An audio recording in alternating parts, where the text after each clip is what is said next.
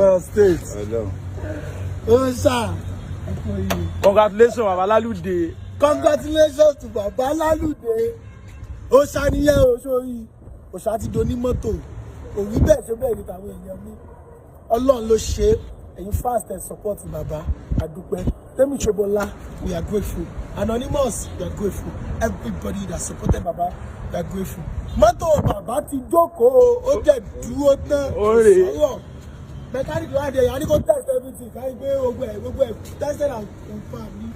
Go confirm everything. Why we channel?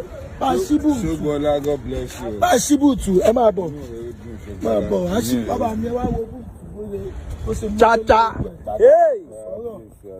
I'm going to come costume bí àwọn aṣọ. Lalude ọ̀sà ẹ̀yọ̀gò ló jẹ́ káwọn èèyàn rí yín. Kẹ́ ẹ sí fìlà bàbá. Ẹ dáwọn èèyàn rí yín. Ó wà. Ẹ ṣàdúrà fáwọn èèyàn. Wà á kọ́kọ́ àdúrà tí ẹ ló kọ́kọ́ síwájú. Nítorí wọ́n ní ìpínlẹ̀ ṣe ṣe. Ọlọ́run Olódùmarè ní ìpàyẹ́lú. Àmín. Owó ò ní tán lọ́wọ́ ẹ̀. Àmín. Owó ò ní ṣàárẹ̀. Àmín. Ò ní ṣàárẹ̀. Àmín. Ọmọ ò ní kú mọ́ ẹ lọ́wọ́. Àmín. Ìwọ náà ò ní kú dáre ilẹ̀ inú. Wà á gbó wà tọ̀. Àmín. Ṣógbọ́lá. Ẹ ṣé o. Ṣé ti rí nǹkan báyìí? Lójú ẹni là á ti máa kú sí ẹni. Ṣé ẹ rí pé àìkú rèé? Wàláì mo ṣàárẹ̀ kan lọ́dún kan mo jẹ́ kára lé kejì ó gbọ́. Oṣù mẹ́jọ dẹ̀ ni mo fi ṣàárẹ̀ lójú wa ló jẹ́ kẹ́nìkan kan gbọ́ pé mo sick. I'm very grateful today pé kì í ṣe owó àárẹ̀ ni mo béèrè lọ́wọ́ yín kì í wọ́n ẹ̀ fún mi lówó okú ire lẹ fún mi ká mọ́ ìtọ́nu rẹ̀ àwọn tó bí ẹ dá ìwọ náà sì máa jèrè dídá. Mo dúpẹ́ gan-an ọkọ̀ nílé. Ẹgbẹ́ Mr. Ṣe bá ń ṣe fídíò ẹ̀jọ̀. Mọ́tò ti dé o live flower. Gbogbo èèyàn pátápátá orúkọ mi ni Kabo State. Bàbá mi sì rè Lalude òòṣà. Mọ́tò bàbá ti dé o. Jọlọ bá ṣíbù làbí bí bá ṣíbù tu mọ́tò. Bá ṣíbù tu mọ́tò yẹn. Ibi ẹgbẹ́ ń bí ọkọ yẹn. Mọ́tò bàbá ti dé o. Ẹ bá mi gbé láì fídíò yẹn wọnú mọ́tò. Ẹ gbé fídíò wọnú mọ́tò. Ẹ bá ṣí. Mọ́tò bàbá ti dé o.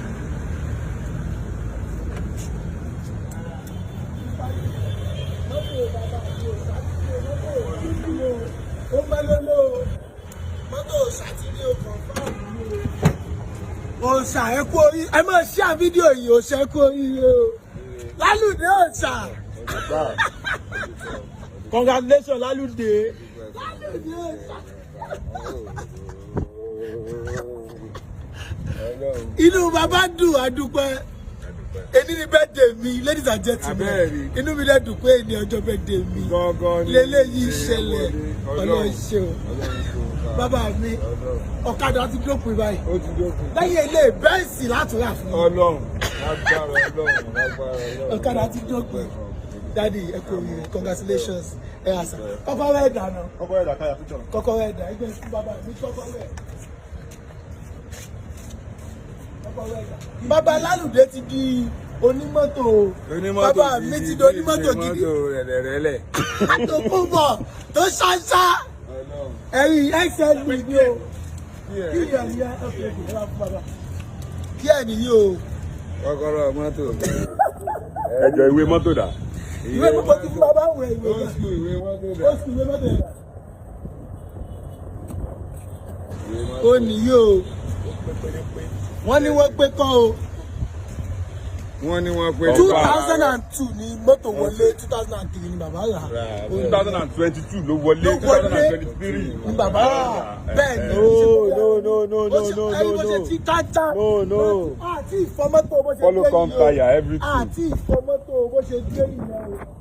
Bó ṣe dé nìyẹn o bàbá ni o. Mọ́tò Lalude ni o. Mọ́tò òòṣà full option. Bàbá mi òòṣà ẹ̀kọ́ oríire. Bàbá ìwọ̀n lè mọ kó mi lè ṣe nǹkan tó dáa fún èèyàn o. Ìmọ̀ṣẹ́ rí báyìí pé koríko tá a fojú rí náà ní fọ́ ni lójú. Bẹ́ẹ̀ni. Ṣé ti rí nǹkan Ọlọ́run á dúró tiẹ̀. Ọlọ́run á wà pẹ̀lú rẹ̀. Bàbá tó. Bàbá ẹ máa sọ̀rọ̀ yín lọ. Ẹ máa sọ̀rọ̀ Ṣẹ́gun.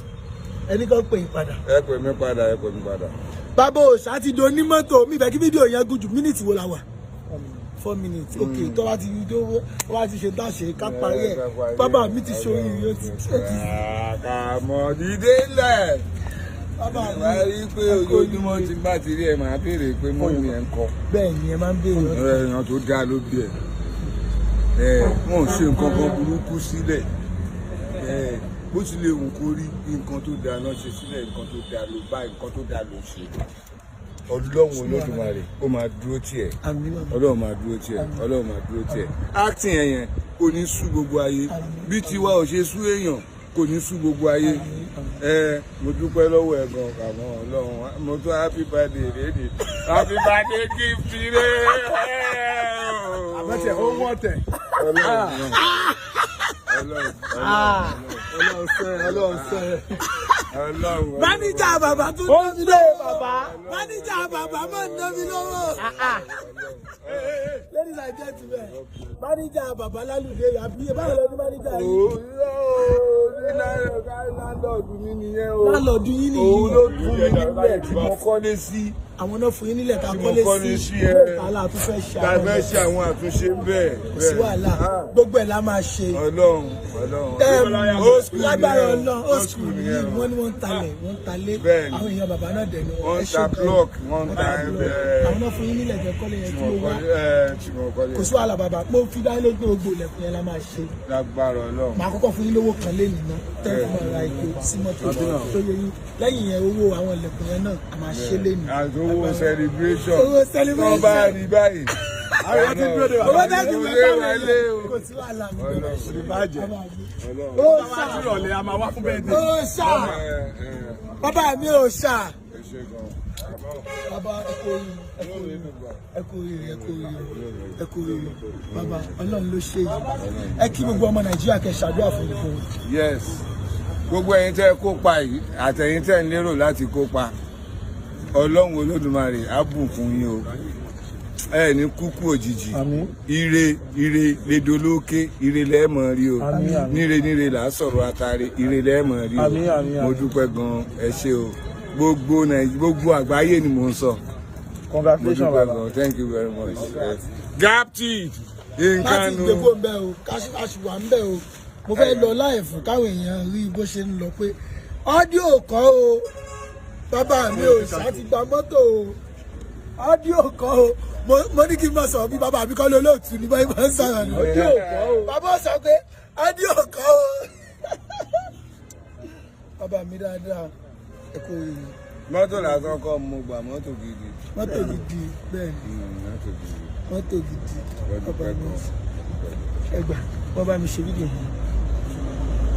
òòṣà ti do onímọ́tò lẹ́nu birthday bàbá mi tí post látàárọ̀ ọ̀gá happy birthday sí mi fídíò yìí máa post tí màá fi ṣe happy birthday. Ọlọ́run ó tó bẹ́ẹ̀ ó tó bẹ́ẹ̀. ẹ kí àwọn ọmọ Nàìjíríà lẹ́kọ̀ọ́ sáṣẹ lọ láìpẹ́. ẹ ṣe o Nigerians tó wà ní home and abroad mo dúpẹ́ lọ́wọ́ yín so I'm very grateful for what you have done for me everybody ẹ ní táwọ́ náà owó ò ní wọ́n yín ẹ ní kú dànù ẹ ní kú sọ́nà bí èéfín ẹ ní gbọ́n ọmọgbìn lójijì ẹ kọ́rọ́kọ́bọ̀ yín náà mà dògbére ìdúró abẹ́rẹ́ yìí mo dúpẹ́ o bàbá tó tún fún mi 3 million yẹn mo tún padà dúpẹ́ o àtẹ tó fún mi 1 million yẹn náà mo tún padà dúpẹ́ gbogbo yín pátápátá ẹ ní kàkùrùn ẹ ní sọnù bí èéfín I'm very grateful mo dúpẹ́ o ọkọ mi lè ká mọ́ ire dúpẹ́ gan. Ọlọ́run ló ṣe yìí bàbá mi Lalude ti do onímọ́tò bàbá ò tún gọ̀kadà mọ́ láyé fún ẹ̀yin dẹ́ mọ̀ nǹkan tó ṣẹlẹ̀ ó lọ́jọ́ kan tí bàbá wa bá mi ṣiṣẹ́ mo á notice pé ọ̀kadà ni bàbá mi máa ń gbé wáyé every time tí wọ́n tó wá ṣiṣẹ́ mo á bí wọ́n gbé kí ló ń ṣẹlẹ̀ bàbá mi wá ní ọmọ mi kò sí mọ́tò ní kíní kan àṣà àpá gbogbo àpá àwọn ọmọ Nàìjíríà náà tó support wa mọ́tò bàbá ti dúró o rèé o bàbá mi ti gbọ́kàn o ẹ ṣé thank you so much for watching us we love you we appreciate you big shout out to Temi Shobola the first blogger that posted the video thank you we are grateful I'm grateful Baba is grateful we are grateful everybody that sent gift to Baba thank you so very much ẹ ṣé. Shobola you are welcome to new life mo máa jèrè nǹkan tó dáa lọ́dún. owó mọ́ni. kámọ́